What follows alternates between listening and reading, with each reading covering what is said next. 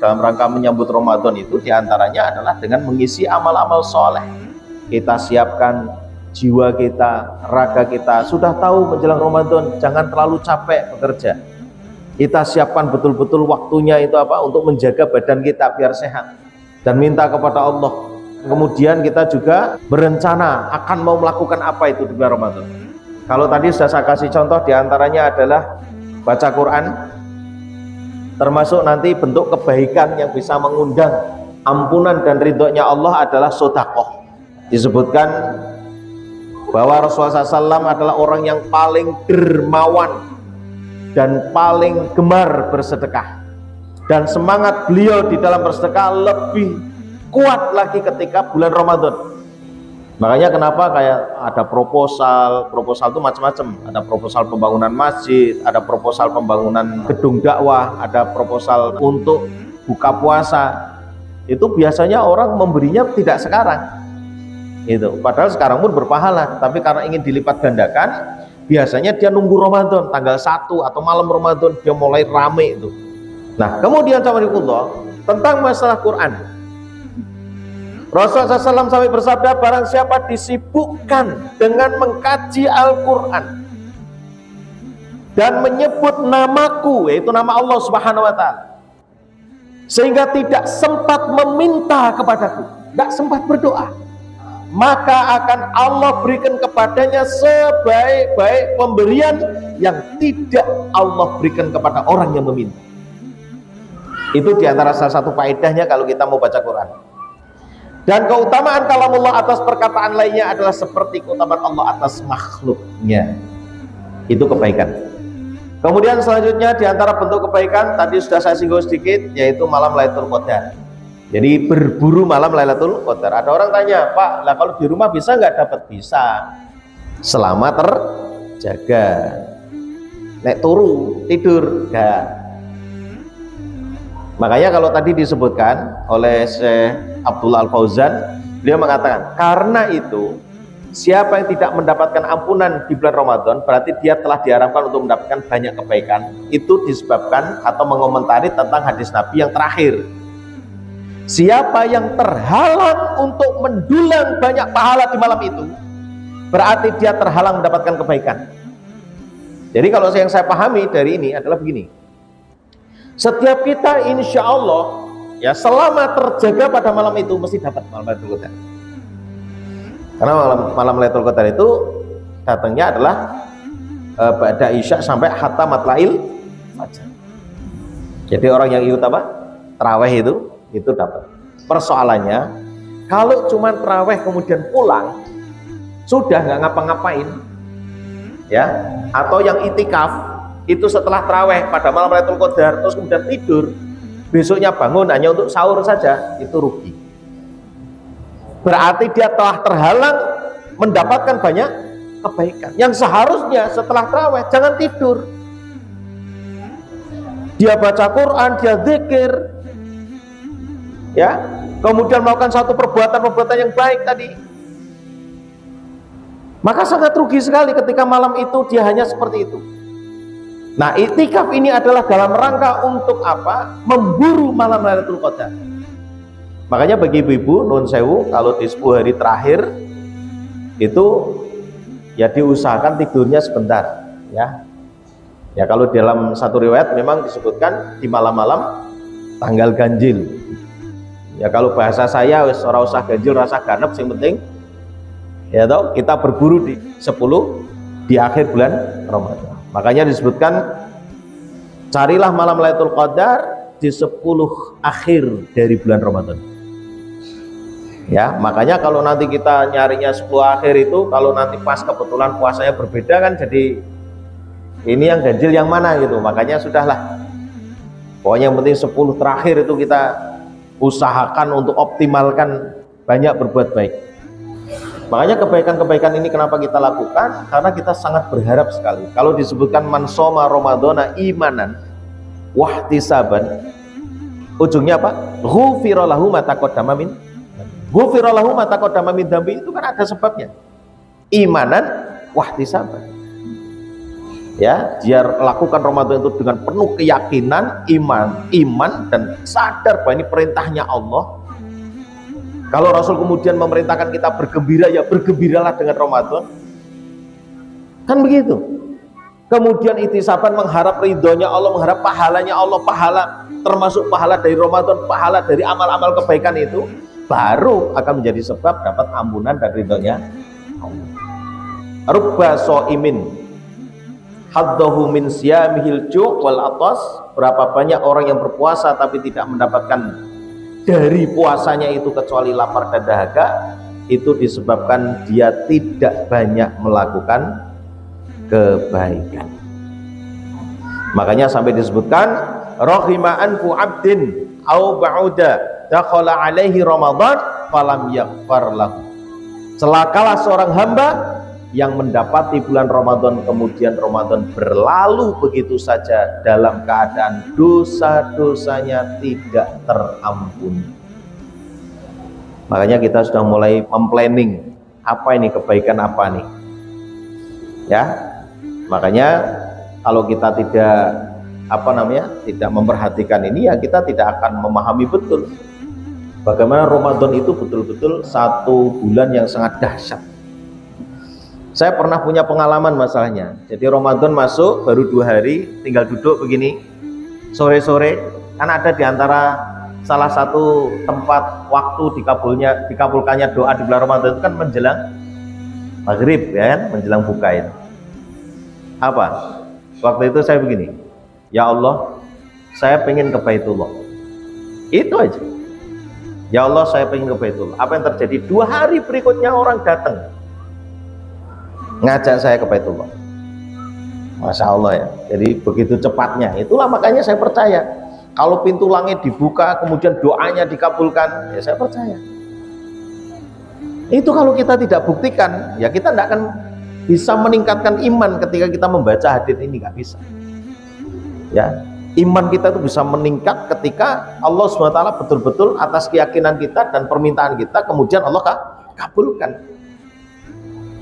Nah, kemudian Allah, kita nanti bisa mengukur apakah Ramadan kita ini berhasil atau tidak.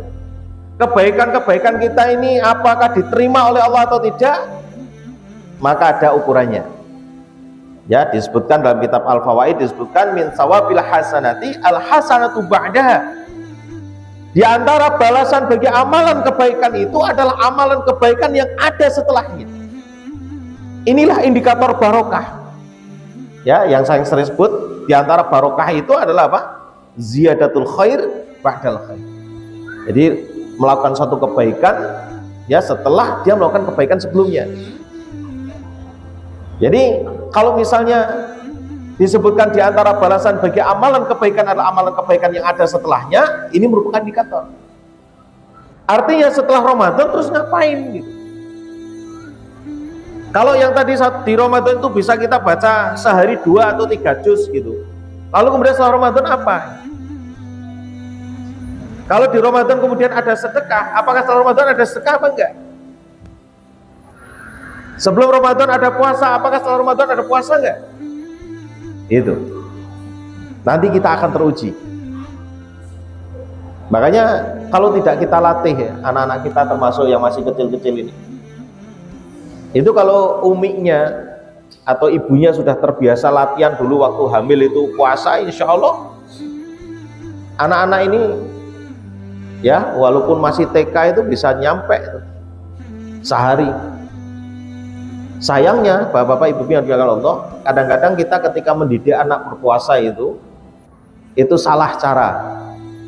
Ini yang saya perhatikan. Jadi kadang-kadang kalau bilang sama anak, nak besok puasa podang ya. Tahu puasa kepodang? Ada nggak sini istilah puasa kepodang? Nggak tahu ya? Puasa kepodang itu jam 8 boleh makan, nanti dilanjut sampai duhur boleh makan. Itu namanya nggak puasa, bohong itu.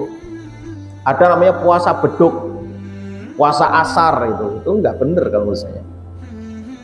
Ya, yang benar adalah puasa itu dari apa? Fajar sampai maghrib. Adik besok puasa ya, dari fajar sampai maghrib. Besok Umi bangunkan. Itu caranya. Walaupun belum balik Pak, ya namanya melatih. Ya kan, melatih itu kan yang benar, masa melatih yang salah? Masalah nanti urusannya jam 10 guling-guling sakit perut terus disuruh batal, itu urusan lain. Namanya anak kecil belum balik kan belum ada kewajiban, gak ada masalah. Namanya melatih itu ya begitu. Ya. Atau nanti besoknya lagi coba lagi jam 2 guling-guling batal, nggak apa-apa. Besoknya lagi udah terus nyambung sampai maghrib. Apa bedanya ketika Rasulullah SAW juga perintahkan agar belajar sholat di umur 7 tahun? Ya maaf, kadang-kadang ibu hamil itu ya benar ada rukhsah betul bagi ibu hamil ini. Tapi ada juga tadi ya yang aleman, paham? Aleman enggak? Manja. Ya, saya hamil menyusui, enggak usah puasa. Kalau saya Bu non sewu ya, dicoba dulu puasa. Kalau nggak kuat dibatalkan. Jangan manja. Nanti anaknya jadi manja betul. Nggak heran waktu kemudian anaknya besar disuruh puasa nggak mau. Ya kan? Karena apa? Tadi manja. Nah, kekuatan iman itu atau kekuatan dalam beramal itu sudah mulai dilatih. Itu akan berpengaruh bagi anak-anak kita. Ini diantaranya. Oleh karena itu barang siapa mengerjakan kebaikan kemudian melanjutkan dengan kebaikan yang lain, maka ini merupakan tanda atas terkabulnya amal yang pertama. Ya, makanya kalau bisa ini nuwun sewu ibu-ibu ya. Jadi kalau misalnya jenengan puasa Ramadan dilanjutkan dengan 6 hari puasa Syawal. Nanti kemudian dilanjutkan dengan langsung mengganti, mengkodok. Kalau memang dia punya hutang, mengkodok puasa. Sehingga apa? Nanti maksimal Dzulqa'dah atau Dzulqa'dah itu harus sudah selesai. Itu. Sehingga nanti begitu masuk bulan Dzulhijjah ada puasa Arafah, pahalanya sudah ya kan sempurna karena kewajibannya sudah dijalankan. Kita tuh harus berpikir begitu. Jangan dibiarkan. Ini makanya para bapak punya tanggung jawab untuk bisa mengingatkan kepada istrinya. Lanjutkan puasa Syawal 6 hari. Kemudian langsung mengqadha atau mengganti puasa Ramadan yang dia tidak kerjakan karena alasan-alasan tertentu. Ya terutama haid. Ini ibu-ibu jangan malas. Ini catat betul. Nanti jenengan akan merasakan bagaimana Ramadan itu nanti bisa dinikmati. Itu kalau kita ada kesungguhan. Kalau tidak ada, nggak ada. Ini. Demikian pula sebaliknya, jika seorang melakukan satu kebaikan lalu diikuti dengan amalan buruk, setelah Ramadan justru malah kebaikan-kebaikannya ditinggalkan dan keburukannya yang dominan. Ya. Jadi kalau tadi disebutkan fa'alhamaha fujuraha wa taqwaha, fujurnya itu yang dominan daripada takwa, maka ini merupakan tanda tertolaknya amal yang pertama. Maka kita bisa melihat sebenarnya ini tidak hanya berlaku untuk Ramadan. Kebaikan selalu menghasilkan kebaikan. Ya kan? Hal jazaul ihsan ilal ihsan. Kan gitu kan? Indikatornya gitu. Ada orang misalnya ini, mau kemana Bapak? Saya mau pengajian. Misalnya begitu. Datanglah dia ke pengajian. Ini pernah kita alami di satu daerah. Saya kebetulan pas nginep di situ ada pengajian. Yo kiainya lucu sekali. Sangat lucu. Saya ikut pengajian tapi nggak sampai selesai. Jam 11 saya pulang bersama dengan teman-teman saya, terus kemudian tidur. Begitu subuh, kiai setempat nggak datang, nggak sholat subuh, jamaah maksudnya. Sampai saya disuruh jadi imam kan berarti kan nggak ada itu. Yang ada teman-teman saya sama saya toh. Loh, tadi malam kan ada kebaikan yang namanya pengajian. Lalu kenapa kok bisa sampai subuhnya terlambat gitu? Atau tidak jamaah? Jadi bisa menyimpulkan nggak? Kalau memang yang tadi malam itu dilakukan adalah satu kebaikan, harusnya akan muncul kebaikan. Ya minimal yang wajib-wajib tadilah. Kalau yang hebat lagi sebelumnya sudah bangun, ada sholat tahajud dan seterusnya. Ya kalaulah misalnya itu tidak lah. Ya minimal yang apa? Yang pokok dijaga. Orang ziarah kubur, Baik enggak? Baik. Karena Rasulullah perintah zurul kubur. Fa innaha tudzakirul maut. Untuk apa mengingat mati? Orang kalau ziarah kubur, pulang dari ziarah kubur, maka akhlaknya akan semakin baik. Kenapa? Karena diingat mati. Akhlaknya baik. Yang tadinya suka pemarah jadi lemah lembut, yang tadinya pelit jadi dermawan. Itu harusnya. Tapi kalau ada orang ziarah kemana-mana kemudian akhlaknya tidak berubah, apalagi yang pemarah semakin dia marah, berarti dia bukan ziarah kubur, tapi wisata. Kalau kita pertimbangannya dengan ilmu begitu Pak, nggak bisa dihapusi Pak. Ya Bu ya, nanti kalau ibu-ibu punya suami kok iktikaf, sepulang iktikaf kita lihat berubah nggak perangainya. Kalau nggak berubah, berarti mungkin ada yang salah dalam iktikafnya, ya kan? Bisa jadi niatnya, bisa jadi amal-amal dalam iktikafnya.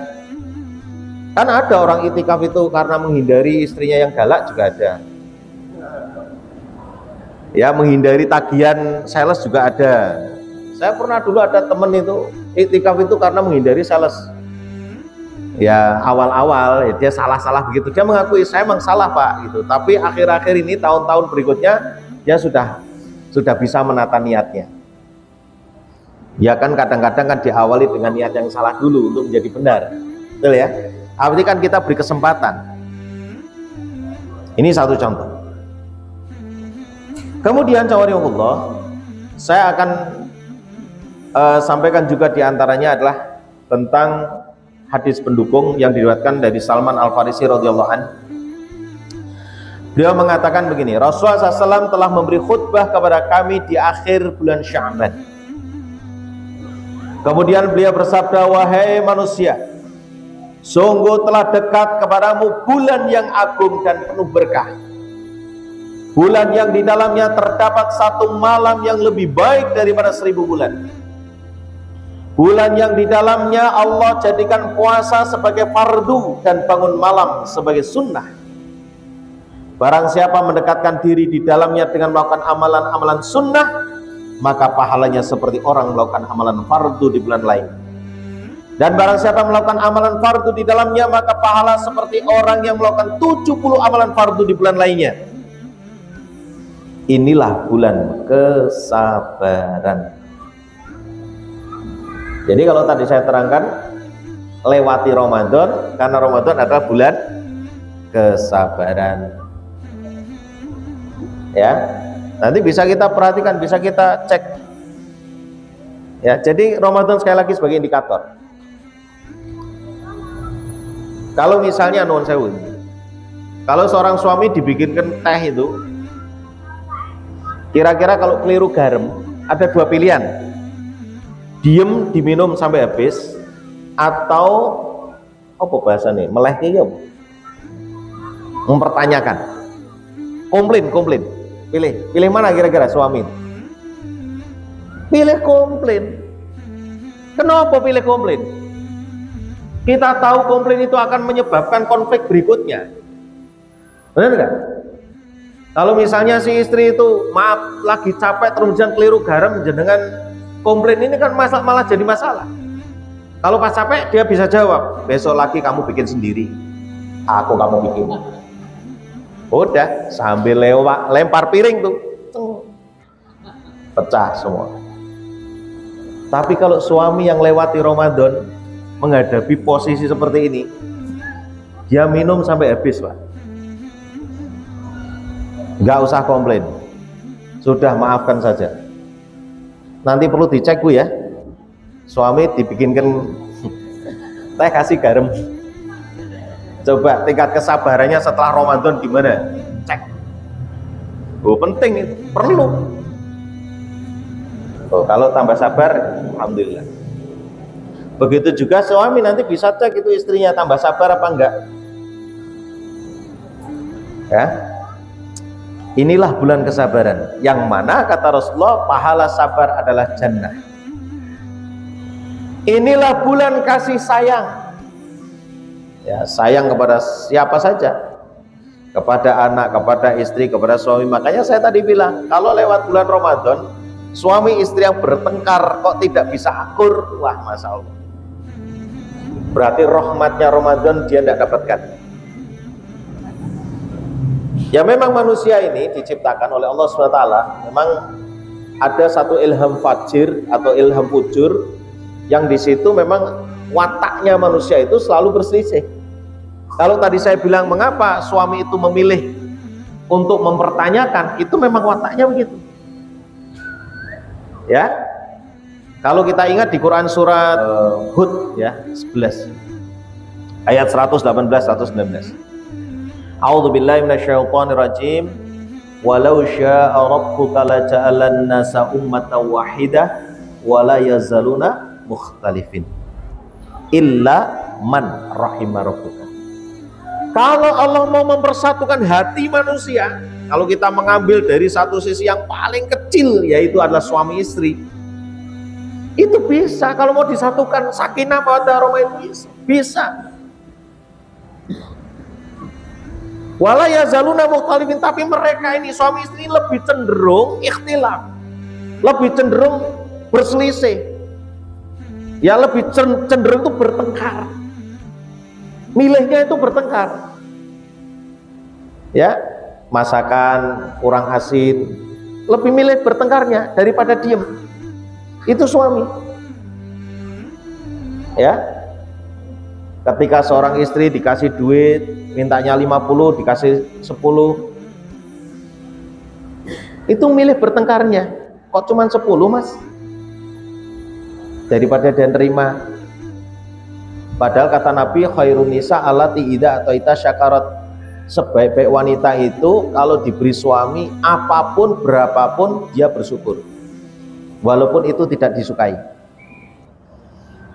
Kalau misalnya seorang istri itu senangnya baju hijau dan tidak suka baju biru, lalu suami perintah pakai baju biru, tetap harus hadza min fadli rabbi, alhamdulillah. Tidak boleh protes. Sampean ki wis ngerti nek aku ora seneng biru, pokoknya biru barang. Misalnya itu bukan wanita yang baik. Wanita yang baik itu tetap kalau dipandang menyenangkan. Seorang istri yang baik mampu apa? Mengendalikan gejolak hatinya itu hanya untuk menyenangkan suaminya. Ya begitu juga suami terhadap istrinya. Sama. Ini bukan hanya istri kepada suami, tapi suami juga sama begitu. Ya, bagaimana memuliakan istrinya, karena memang sebaik-baik suami itu kan yang bisa memuliakan istrinya. Khairukum khairukum li ahlihi wa ana khairukum li ahli. Sebaik-baik kamu adalah orang yang paling baik kepada keluarganya, kepada istrinya.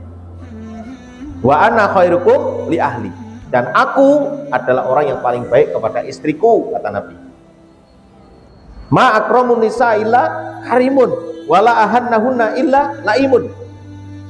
Tidaklah seorang suami ini mulia, ya, kecuali dia suka memuliakan istrinya. Dan tidaklah seorang suami disebut hina kecuali dia suka menghinakan istrinya. Namanya memuliakan itu kalau bahasa saya yang saya pahami adalah digawe penak gitu. Jadi istri itu dienakno. Ngerti dienakno? Dienakno pikirane, dienakno pokoknya disenengke gitu loh. Ya. Pokoknya gitu ya, paham ya? Dienakno. Jadi istri itu paling suka kalau nggak punya beban. Nggak tahu harga barang kalau perlu. Belanja itu yang belanja suami, sehingga yang tahu harga adalah suami. Istri tidak tahu. Gas naik, listrik naik, SPP naik, itu istri nggak tahu. Itu namanya memuliakan, ngentengke pikiran. Kesalahan seorang suami adalah, ini ada uang 2,5 juta, moso bodoh. Nah ini suami kurang tanggung jawab. Istri yang suruh mikir. Coba bayangkan, wanita itu dikasih oleh Allah cuma setengah akal, suruh mikir pikirannya laki-laki nggak kuat. Makanya banyak wanita yang akhirnya kena kanker, ya kan, miom, kanker payudara, ada ini, situ itu karena begitu. Ya kalau kita mau memuliakan istri kita, ya bebaskan dari pengetahuan-pengetahuan yang seharusnya dia tidak tahu. Kalau perlu istri itu tidak tahu kalau harga itu naik, harga mahal itu tidak perlu. Jadi dia santai. Ibu-ibu milih, jenengan dikasih duit sama suami suruh belanja tapi pusing tahu harga, atau jenengan tidak dikasih uang tapi semua beres. Ayo. Tapi tidak dikasih uang loh ya. Loh kan yang belanja kan suami, yang ngasih nafkah makan kan suami. Kewajiban suami itu memberi nafkah apa? Makan. Makan apa beras? Makan, bukan beras. Masa ada istri makan beras? Makan ini sudah jadi, makan tinggal makan, itu nafkah namanya. Uang, apa bisa makan uang? Enggak. Makanya nanti Bu, kalau bisa kayak Mas, kamu yang belanja Mas. Wah aku nggak bisa Dek, karena saya harus bekerja, berangkat pagi begini-begini. Ya sudah, berarti suruh orang untuk belanja. Maaf ini Bapak-bapak, itu nafkahnya. Ya, makanya cara memuliakannya ya seperti itu. Diantaranya salah satunya. Kemudian cawariwayakum, ini saya kasih contoh lagi. Hebatnya istri kita ini adalah, sebenarnya istri itu kalau diperintah, Dek ini saya sudah belanja, tolong masakkan, itu wajib dia memasak. Tapi kalau tidak diperintah, tidak wajib. Jadi kalau kemudian suami sudah belanja, kok diem aja, nggak perintah, terus dia kerja, kok belum mateng, nggak boleh marah, nggak perintah kok. Benar nggak? Makanya saya bilang hebatnya istri saya, hebatnya istri ini jenengan, hebatnya istri kita semua, tidak diperintah tapi dimasak. Dan yang saya heran, perbuatan-perbuatan yang baik seperti itu, para suami jarang berterima kasih kepada istrinya. Seneng ya, ibu seneng, merasa dibela. Matur nuwun ora, masya Allah. Bu ya jazakumullah wahai istriku, gitu ya. Coba saya mau tanya, jenengan kalau panggil istri apa? Sayang, sayang, ayang, bebek, ya. Kadang ada juga seorang suami itu kalau panggil istrinya itu gembrot, gendut. Astagfirullahaladzim, itu tidak menghargai ciptaan Allah. Harusnya panggil yang bagus. Kalau dia toh misalnya, maaf ini, kalau ada seorang suami yang betul-betul dia memiliki bobot yang besar, kemudian dimintai pendapat suaminya, Mas, aku kok ketok lemu ya Mas, yang penting sehat. Karena orang gemuk itu ada manfaatnya, bisa untuk bantalan juga kan. La haula wala quwata illa billah. Makanya ibu pun tidak usah minder. Kalau suami ini jenengan adalah orang yang jujur, yang baik, soleh, tidak akan protes dengan makhluknya Allah. Dia tetap akan mencintai makhluknya Allah. Hasil Ramadan itu sampai ke situ nantinya Bu. Makanya kemarin saya dapat pengaduan masalah anak, masalah suami istri. Saya harus ketemu sebelum Ramadan karena saya harus nyampaikan ini. Dahsyatnya Ramadan itu bisa nanti merubah rumah tangga yang tadinya berantakan menjadi bagus itu di Ramadan. Itu kesempatan yang luar biasa. Karena disebut inilah bulan kasih sayang. Bulan ketika rizki seorang mukmin ditambah. Rizki bukan hanya uang. Kadang kita itu berpikir dalam mindset kita namanya rezeki mesti duit. Makanya hampir rata-rata seminar magnet rezeki itu mesti yang dimaksud apa itu? Duit. Padahal rezeki itu tidak hanya duit. Patuhnya anak kepada orang tua adalah rezeki. Patuhnya istri kepada suami adalah rezeki. Tanggung jawabnya seorang suami kepada anak dan istrinya adalah rezeki. Itu bisa diminta di bulan Ramadan. Bisa diminta. Ya, kalau yang galak minta dilembutkan, termasuk anak. Jenengan punya masalah anak ini dimintakan dari awal Ramadan sampai terakhir. Dan jangan hanya yang bermasalah. Kalau jangan punya anak 3, misalnya yang agak nakal 1 itu, jangan kemudian doakan cuma 1, 3-tiganya doakan semuanya. Karena apa? Ada satu kasus, ada orang itu punya anak 4, 1 bermasalah, nakal, yang dia fokus doakan cuma yang 1. Begitu yang 1 sembuh nakalnya, yang 3 jadi nakal. Makanya doakan semuanya. Ya, Robbi habli minas sholihin. Itu kita doakan.